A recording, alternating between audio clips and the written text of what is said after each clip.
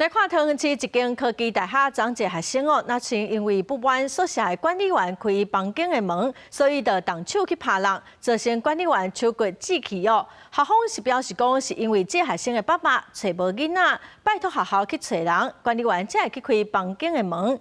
这个受害管理员嘛已经提告，警方嘛照伤害罪嫌，甲这学生上班。我有缴费，我有缴费。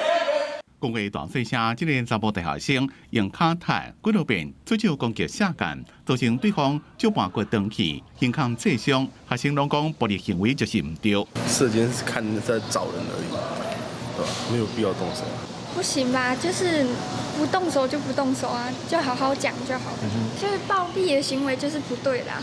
学校发声明过讲，这件查甫大学生伤人的事件，主要是这个姓洪的学生几多天无登记宿舍。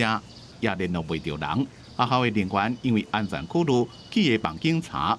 学生敢若是不满宿舍管理作业停书，情绪失去控制，起下动手拍人，互警方带登去侦办。因那受伤的管理员也去病院验伤，完成验伤加笔录。